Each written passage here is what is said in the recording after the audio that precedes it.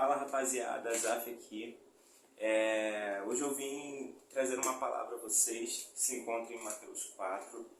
De antemão eu peço que vocês já se inscrevam, já deixem seu like, compartilhem com os amigos. Não é por mim nem pelo canal, mas o meu maior objetivo nessa terra é espalhar o Evangelho. Então você fazendo isso, você vai acrescentar mais, sabe? Você vai acrescentar mais não só no meu ministério, mas como também na vida de muitos. Eu creio que essa palavra ela vai estar nos corações, ela vai repercutir, como já repercute desde a época de Jesus, desde quando foi escrito o livro de Mateus. Mateus 4 vai nos trazer a tentação de Jesus, quando Jesus foi levado ao deserto para ser tentado. E há diversas coisas interessantes nesse texto, coisas que nós podemos discorrer, coisas que demandam mais tempo para ser faladas em vídeo, mas há coisas ícones que nós precisamos de trazer para as nossas vidas, coisas que nós devemos manter como foco em nossas vidas. Mateus 4 vai dizer o seguinte: então Jesus foi levado pelo Espírito ao deserto para ser tentado pelo diabo. Depois de jejuar 40 dias e 40 noites, teve fome. Até aqui. É impressionante porque quando nós começamos a desvendar os mistérios da palavra, a gente acaba achando coisas que a gente, durante o nosso cotidiano, a gente nem sabia que existia, nem sabia como a gente foi parar naquele lugar. E a gente, por muitas vezes, coloca a culpa sempre, sabe, no diabo. Que o diabo que me trouxe ao deserto. Foi o diabo que deixou minha família desse jeito. Foi o diabo que destruiu minha vida e tal. Claro, Satanás tem poder para fazer isso. Tem sim. Na realidade, ele se apodera e ele consegue fazer isso. Mas há coisas que são bastante fáceis de se resolver. Por exemplo, aqui no início a gente vai dizer que Jesus foi levado pelo Espírito ao deserto, não foi pelo diabo. Então a gente já pode começar a cortar muitas coisas da nossa vida. Ele te acha que é o diabo que está trabalhando e não é. Olha que doideira, ele chama às vezes a vontade do Espírito de coisa satânica, olha que doideira. Então, Azaf, esse deserto, Satanás não pode me colocar no deserto? Claro, mas há uma coisa interessante. Antes de Satanás encostar nos filhos de Deus, ele tem que pedir permissão ao Pai. Satanás não pode simplesmente ir lá, esticar a mão e pegar o filho e bagunçar. Ele não pode, ele não tem poder para isso. É só a gente discorrer no livro de Jó, quando Deus pergunta, um dos únicos diálogos que Deus tem com Satanás na Bíblia. Satanás, de onde tu vem? De andar e rodear essa terra e tal. E aí vai discorrendo mais o texto. E aí Satanás fala: Deus, se então esse teu filho é íntegro mesmo, como você diz, se ele é santo mesmo, como você diz, se ele segue os teus mandamentos, deixe que eu toque nele para ver se ele vai continuar firmado. Perceberam? Perceberam o que Satanás tem que se submeter para tocar em nós, que somos filhos?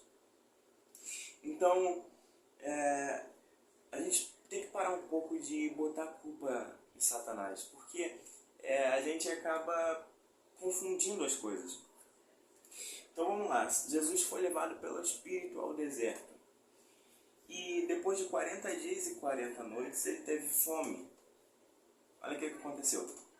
O tentador se aproximou e disse: se és filho de Deus, manda que estas pedras se transformem em pães.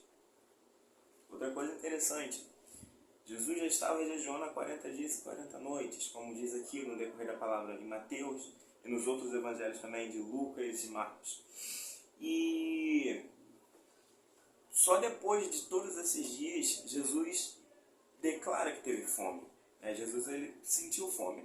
E é nesse período que nós devemos vigiar. Por quê? O que acontece?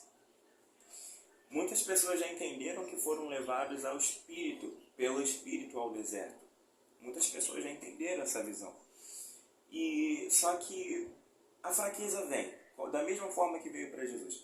E tem algo de interessante, porque quando nós demonstramos as nossas fraquezas, Satanás ele tenta se aproveitar em cima disso. Eu não estou dizendo que você não tem que confessar pecado, eu não estou dizendo que você não tem que ter um ombro amigo para conversar, para desabafar. Não, não é isso. Não é isso. Você tem que ter sim, a Bíblia ela nos induz a isso. Nós devemos ter lágrimas para confessar. Nós devemos realmente confessar os nossos pecados para alguém de confiança. Só que quando nós demonstramos a nossa fraqueza para o mundo espiritual, é como abrir uma brecha. É como abrir uma brecha. Então, Jesus, ele não estou dizendo também que Jesus abriu uma brecha e tal. Jesus só teve fome como toda condição humana. Nós sentimos fome. Por exemplo, eu não consigo jejuar ainda, não consigo jejuar como Jesus jejuou 40 dias. Eu acredito que no 5º dia eu já esteja com muita fome. Jesus já estava 40 dias e 40 noites. Só que como qualquer condição humana, ele sentiu fome. E Satanás ele vai tentar se aproveitar de tudo. Então, naquele momento que Jesus teve fome, Satanás ele chega até Jesus e fala: olha, se você realmente é filho de Deus, transforma essas pedras em pães. E é o que Satanás ele faz. Satanás ele artimanha tudo. Por quê? Ele é muito malicioso. O que acontece? Quando nós demonstramos as nossas fraquezas para o mundo espiritual, sabe, para alguém que nós não devemos demonstrar fraqueza, Satanás, como eu já disse anteriormente, ele vai se aproveitar. Então é fato da gente muitas vezes estar em um cenário não tão favorável, mas resistindo. E aí quando a gente fala, poxa, não estou aguentando mais, é fato de alguém chegar ou alguma coisa acontecer a fim de facilitar aquele cenário. E aí a gente tem que estar muito atento a essas coisas, porque se Satanás falou, se é filho de Deus, transforma essas pedras em pães, Jesus tinha esse poder, mas ele não fez. Por que Jesus não transformou as pedras em pães? Ao decorrer a gente vai ver que Satanás vai repetir a seguinte palavra 3 vezes, né?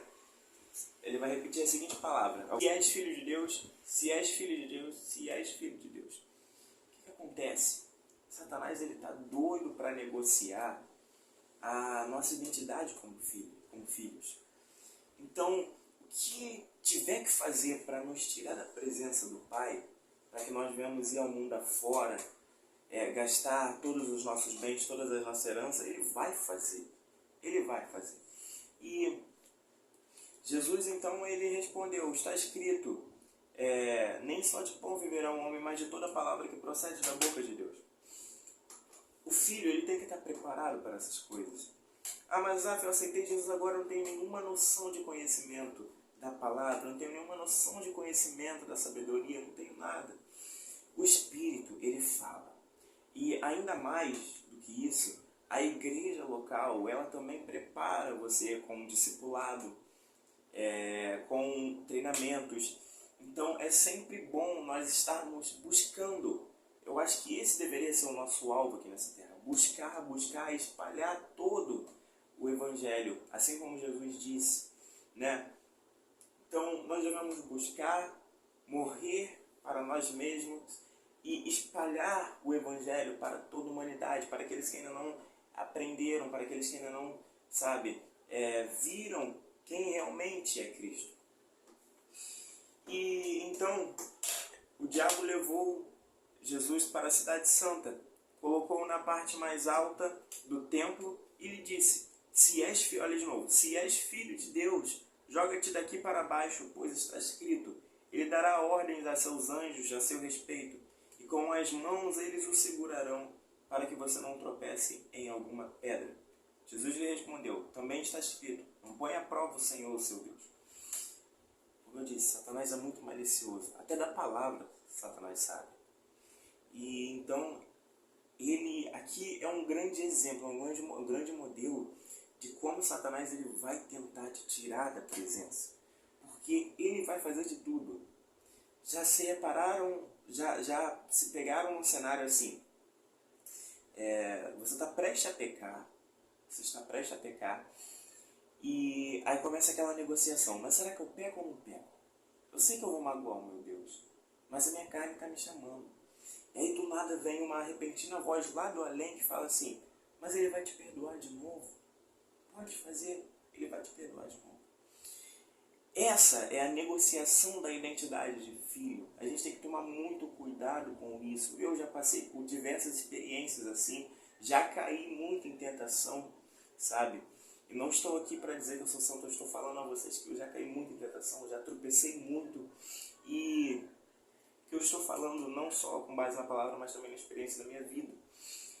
Então, ele vai fazer de tudo, e ele vai falar assim, olha, se mata, sabe? E um exemplo bem grosseiro, né? Se mata porque se Deus é teu pai mesmo, ele vai te ressuscitar. Satanás, ele vai fazer tudo isso. Deus tem poder? Nosso pai tem poder? Tem.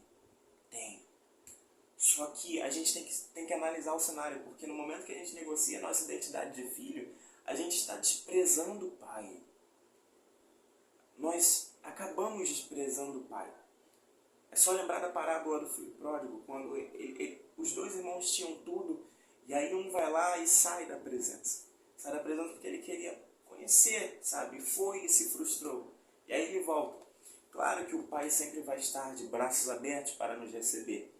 Só que a nossa diferença para o filho pródigo é que o filho pródigo se arrependeu. Ele deixou de pecar? Com certeza que não. Com certeza que não. Nós humanos pecamos toda hora. Não olhar, não ouvir, não falar, sabe? E só que o filho pródigo, ele já pegou a manha, sabe? Ele pegou a manha, ele não vai. A parábola diz que ele não voltou mais para o mundo. Agora ele ficou com o pai. Ele voltou e ficou com o pai. O pai fez uma festa. O pai, ele sempre está à nossa guarda. Não importa o momento que você saiu da presença, não importa, sabe? O que você fez no mundo. O pai, ele sempre estará te chamando novamente. Não existe aquilo lá, Deus, ele vai me, sabe? Deus, ele vai me julgar, Deus, ele vai me jogar no chão, ele vai me destruir. Não. É claro que para todo pecado há uma consequência, mas o pai, além dele ser juiz, ele é mais amor, ele ama muito, ele nos julga sim, sabe? Mas nada que seja pesado para nós. O pai, ele não está afim de nos escarnear, de nos fazer mal, não.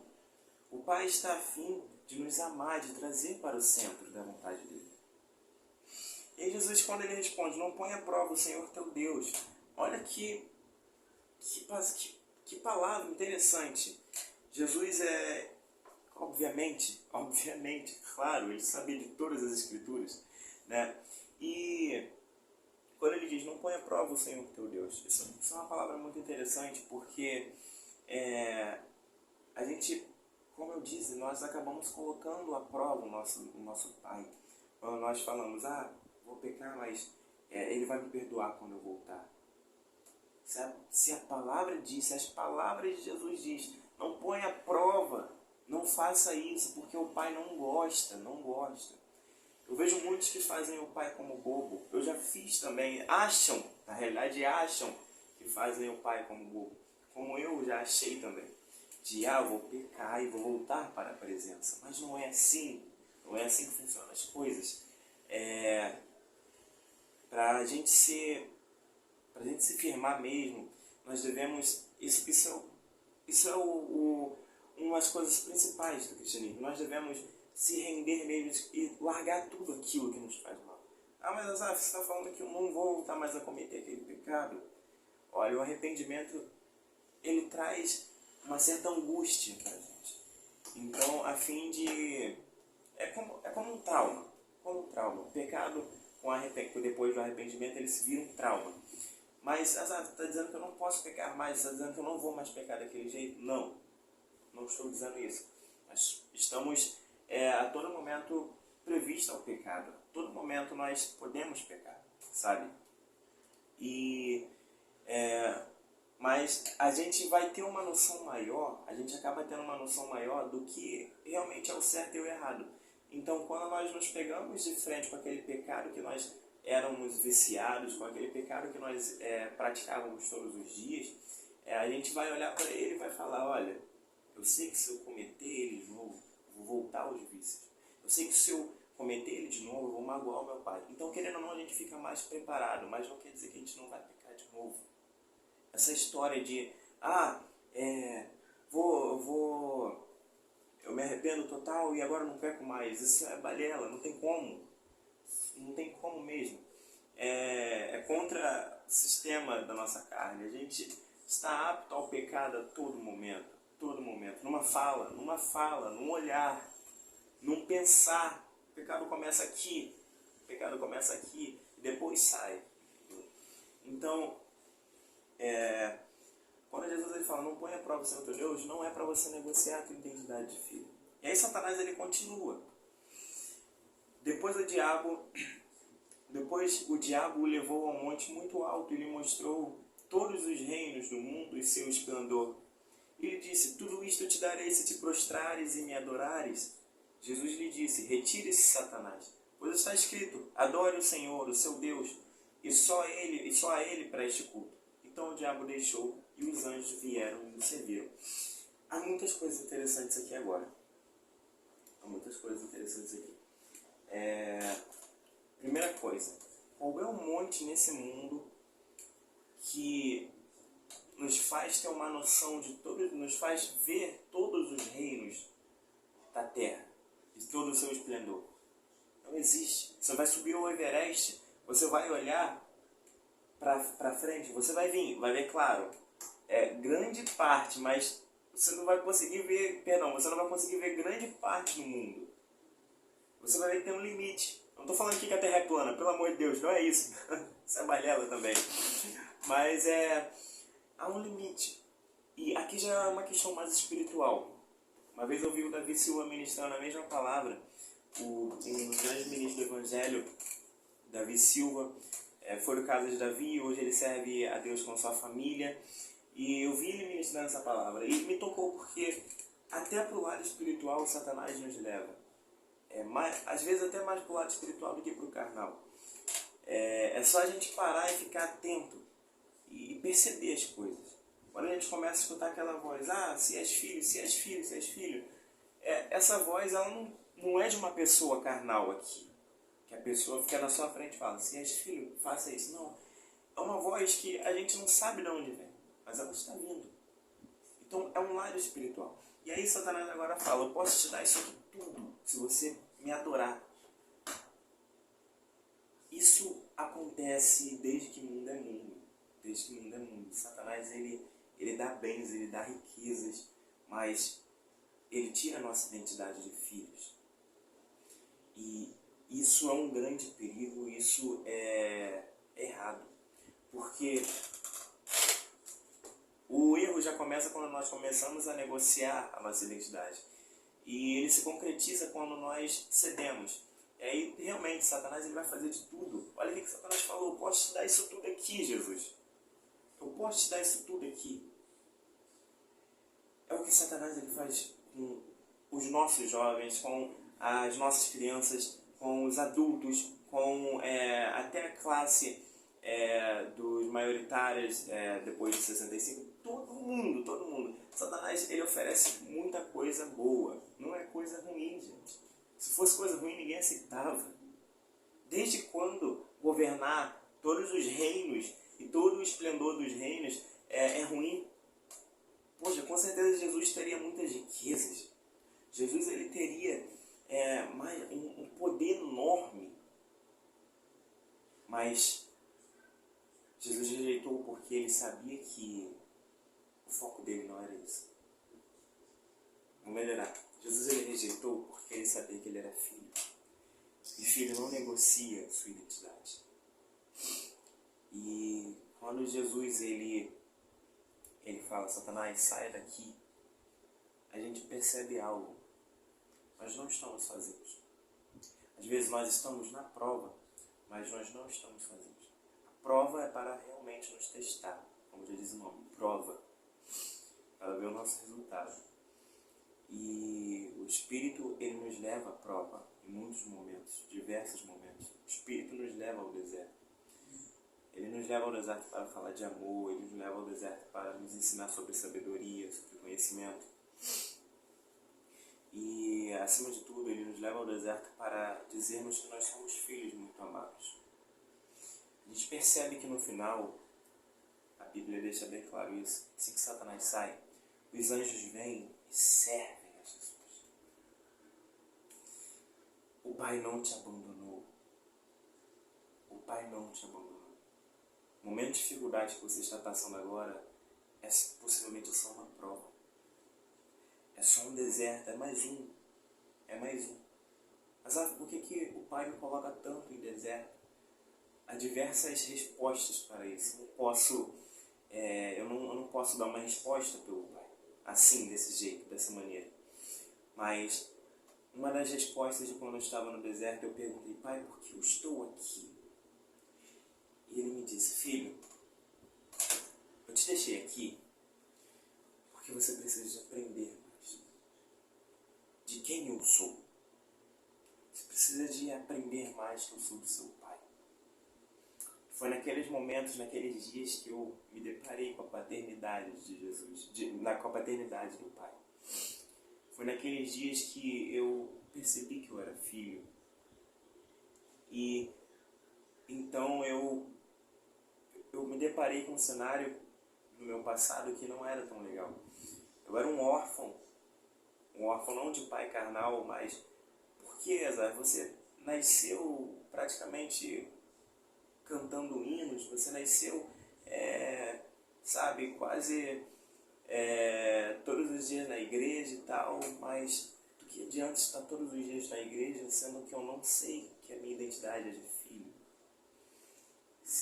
Sabe, naqueles dias que eu estava naquele deserto, o Pai falou: você precisa de saber que eu sou o seu Pai.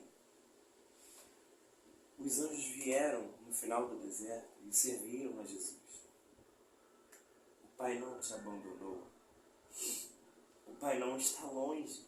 Nós que se afastamos do Pai. Mas o Pai não está longe, o Pai não nos abandonou. Ele nunca nos abandona, Ele está em todos os lugares. Em todos os lugares. Ele é o Criador de tudo. Tudo. É um erro nosso achar que Deus não fala mais conosco. É um erro nosso falar que Deus, Ele saiu de perto da gente. Isso é impossível. Isso é impossível. Nós é quem saímos da presença do Pai. E no final daquele meu deserto, os anjos vieram e me serviram.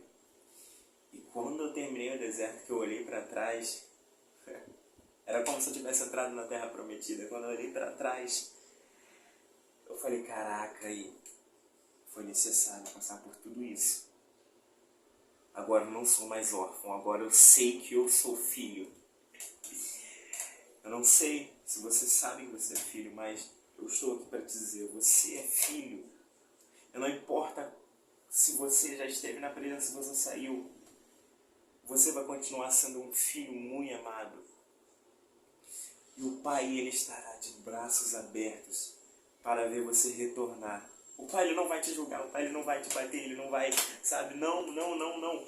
O Pai, Ele está de braços abertos, pronto para fazer uma festa para você, quando você voltar. Então, saiba que você é filho, saiba que você é um filho muito amado pelo Pai. Que talvez todos os desertos que você esteja passando, saiba que, na maioria das vezes, grande parte das vezes, 99% das vezes, não é Satanás que te coloca lá. E sim o Espírito, para dizer que você é filho e outras razões. Amém? Vamos juntos, gente. Fique com essa palavra. Esse vídeo ficou um pouquinho grande, mas nos próximos eu vou tentar vir encurtando, tá bom? E eu peço que você deixe seu like aqui embaixo, deixe seu comentário. Se possível, compartilhe com seus amigos nos stories, no Facebook, em todas as plataformas que você puder, porque o objetivo não é eu me vangloriar com isso. Vocês nunca vão ver esse posicionamento da minha parte.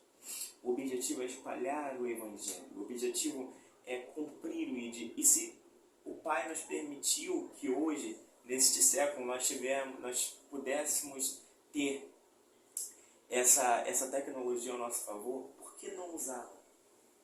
Por que não usá-la? Hoje nós podemos pegar esse vídeo e jogar para continentes. Coisas que não podiam se fazer até algumas décadas passadas. E hoje nós podemos. Hoje, em um estalar de dedos, nós conseguimos mandar um arquivo para um lugar mais isolado do mundo. Então, o meu objetivo com esse vídeo, pedindo para você compartilhar, não é para me vangloriar. Não é. O objetivo é espalhar o Evangelho e convocar os filhos até que venha uma manifestação com peso, como já está acontecendo neste ano de 2024. E eu creio que os filhos irão se manifestar mais e mais. Mais e mais. Amém, gente? Fico com essa palavra. E, mais uma vez, espalhem o Evangelho. Esse é o nosso objetivo.